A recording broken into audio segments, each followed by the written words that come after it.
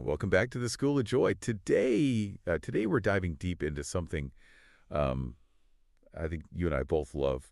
Yeah. The art of teaching. Right. Well, less about, lesson plans and more about that magic aha moment when you explain something and it just clicks for someone. That's it. Yeah, that's the good stuff. Like that feeling when you finally understood something that had always seemed confusing. Absolutely. That's the feeling we're casing today. Love it. And to help us unlock that teaching magic, we're taking cues from Tony Robbins and his book, Awaken the Giant Within. That might seem like a personal development book, Yeah. but Robbins really nails the psychology of what makes people tick. It's true. And that's at the heart of great teaching. Okay, so let's unpack this. Yeah. What's the first big idea that jumps out at you? Well, Robbins talks a lot about pain and pleasure. Pain and pleasure. Being the root. Okay. Of all human behavior. We're wired to seek pleasure and avoid pain. Whether it's in our relationships, our work, or even our beliefs. So as a teacher, knowing this is what having a secret decoder in. Oh, I like that. How do we use this to our advantage when we're explaining this? Think of it like this. Okay. You have to understand what your student associates with pain and pleasure. Okay. Let's say you're trying to explain a tricky math concept. Okay. And the student is terrified of looking stupid. Yeah. They associate pain with getting the answer wrong. That's a pretty common fear, right? Absolutely. So instead of drilling them with formulas that make their eyes glaze over, you create a safe space where mistakes are part of the learning process. I like that. Maybe you use games, tell a funny anecdote about your own math struggles. Yeah. Or let them work in groups where they can support each other. Okay. You shift the focus from the fear of being wrong to the pleasure of discovering something new. Oh, I like that. Right. Yeah, that reminds me of something Robbins says about advertisers using this principle constantly. Yeah. Think about those jingles or slogans that just burr their way into your brain. It's not an accident. No. They're triggering pleasure associations Yeah. with their products. It's true. So we can learn a thing or two from Exactly. Okay. While we're not trying to sell anyone soda or sneakers, we can use those same principles to make learning sticky. Sticky, yeah. We can make it fun, relatable, and even a little bit addictive. Addictive. I love it. Right. Yeah. Okay. And speaking of things that get stuck in our minds, Yeah. Robbins also digs into the power of beliefs. The power of beliefs. He says our beliefs shape how we see the world and even what actions we take. So it's not just about the facts. It's not just the facts, no. It's about what we believe about those facts. Exactly. Okay. Our beliefs act like filters coloring how we interpret information. And those beliefs are built on our past experiences, things people have told us, and even our own imagination. Okay, so let's say a student comes in saying, I'm just bad at math. Okay. Robbins would say that belief itself becomes a roadblock to learning, right? Absolutely. It becomes a self-fulfilling prophecy. Right. If you believe you're bad at something, you're less likely to put in the effort. And then, surprise, you don't improve. Right. But the good news is beliefs can change. So how do we, as explainers, help someone break out of that negative belief cycle? By giving them new experiences that contradict the old belief.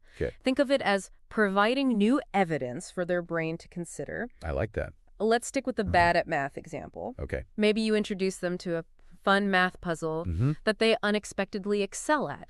Okay. Or you share a story about a famous mathematician who struggled early on. It's like you're showing them a different perspective, a new possibility they hadn't considered before. Right. Yeah. You're helping them expand their sense of what's possible. Okay. And that's incredibly empowering. Right. Not just for learning math, but for anything in life. Now, this reminds me of something else Robbins talks about, the power of asking the right questions. Yes. Yeah. The questions we ask ourselves literally direct our focus and shape our thoughts, and our thoughts, in turn, influence our feelings and actions. So if we want someone to understand something new, the questions we ask them are just as important as the answers they give. It's true. It's not just about testing their knowledge. It's about guiding them to the aha moment. Exactly. Instead of asking what's wrong with this, ask what can we learn from this? One focuses on problems, the other on solutions. And that subtle shift can have a huge impact on someone's mindset. Robbins even suggests starting each day with empowering questions. Instead of waking up and thinking, ugh, another day, ask yourself, what am I excited about today? Or what's one small step I can take to move towards my goals? those kinds of questions set a positive tone and help us focus on what we can control. And as explainers, that's a valuable lesson to pass on to our learners. Absolutely. It's about empowering them to take ownership of their learning and their lives. Now, another thing that struck me in Robbins' book was his emphasis on mastering your emotional state. He says it's essential for achieving anything worthwhile. But how does that tie back to teaching and explaining things effectively? It's all about energy. Our emotional state is contagious, especially in a teaching or mentoring situation. If you're excited and passionate about what you're explaining, that energy will transfer to the learner. They'll be more engaged, more receptive, and more likely to have that aha moment. What if you're having a bad day? Yeah. Or you're just not feeling that spark? Right. Does that mean does that explanation is doomed? Not necessarily. Robbins talk about how we can consciously shift our emotional state. Even if it feels like we're stuck in a rut. He suggests using our body to influence our mind. Things like changing our posture, taking some deep breaths, or even forcing a smile. Sounds silly, but it actually works. So even if you're feeling stressed or overwhelmed, you can use these techniques to get yourself into a more positive and energetic state before you start explaining something. Exactly. And that positive energy will make a huge difference in how your message is received. It's about being mindful of the energy you're bringing to the table. Okay, so we've talked about understanding pain and pleasure, challenging limiting beliefs, asking the right questions, and mastering our emotional state. Are we missing anything? Well, Robbins has a whole toolbox of techniques, but one that's particularly relevant to explaining is his emphasis on using metaphors. Metaphors, He says metaphors are like shortcuts to understanding. They take something complex and make it relatable by comparing it to something familiar. Give me an example. He talks about how we often say, I feel like I have the weight of the world on my shoulders. That's a metaphor that instantly evokes a feeling of burden and stress. And I bet he has a better alternative. He does. Instead of carrying that weight, he suggests imagining yourself, gently setting it down. It's a simple shift in imagery, but it can have a profound impact on your emotional state. So how do we use metaphors in explaining? Are we talking about like using similes and analogies? Exactly. Let's say you're trying to explain a challenging concept and the learner's feeling stuck.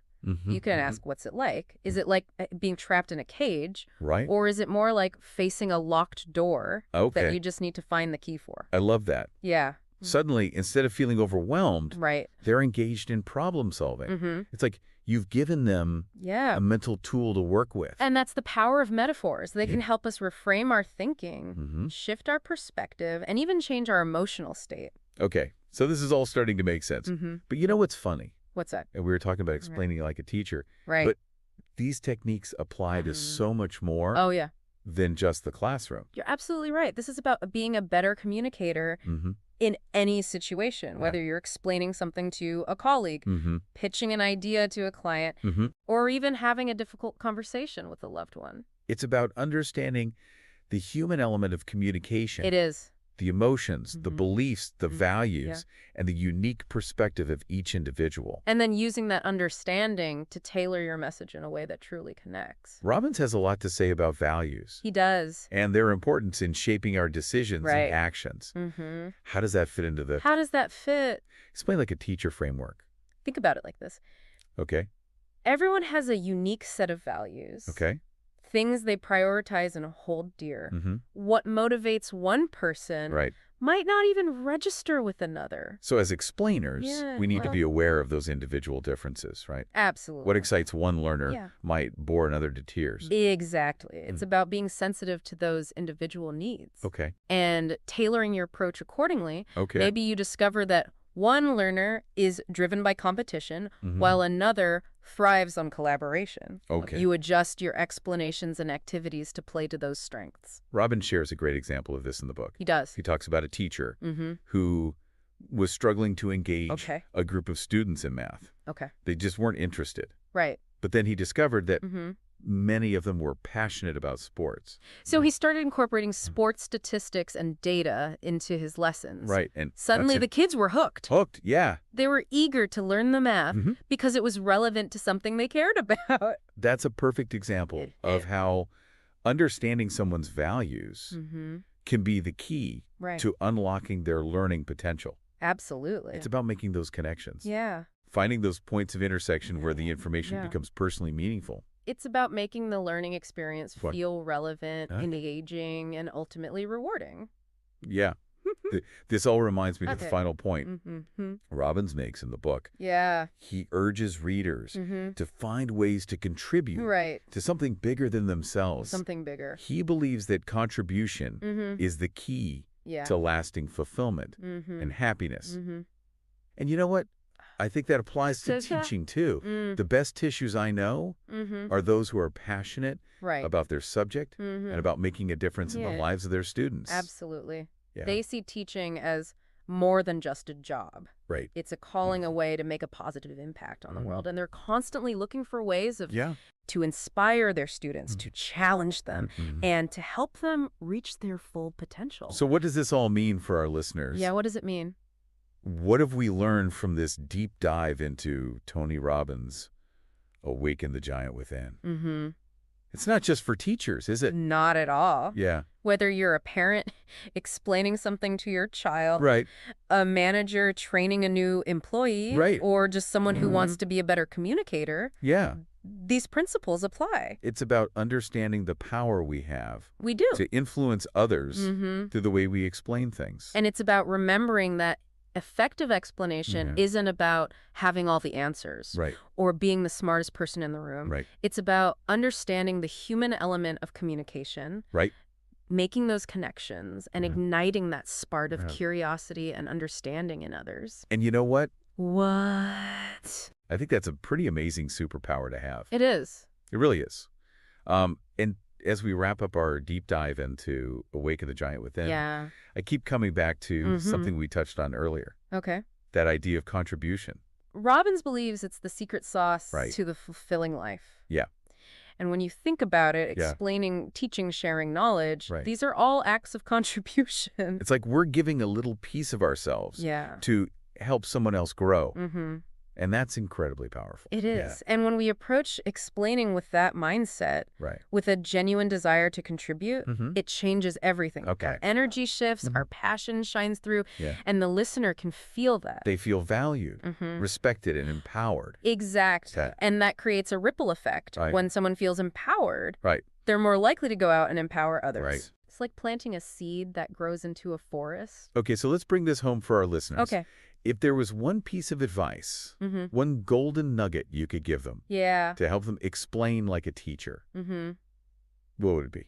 That's a great question. Yeah. I think it would be this. Okay. Remember that explaining is an act of empathy. It's about stepping outside of your own head and truly considering the other person's perspective. Their knowledge level, their fears, their motivations, their unique way of seeing the world. Precisely. Okay. It's about meeting them where they are and building a bridge of understanding. A bridge of understanding. I like that. And when you do that, the magic happens. The harm moments flow and everyone wins. That's such a beautiful way to put it. Thanks. And I think it's a perfect note to end on. Yeah. So to all our listeners out there, keep exploring, keep explaining, and keep sharing your knowledge with the world. It's important. You never know whose life you might touch. That's true. Thanks for joining us on this deep dive into the art of explaining like a teacher. Until next time, happy explaining.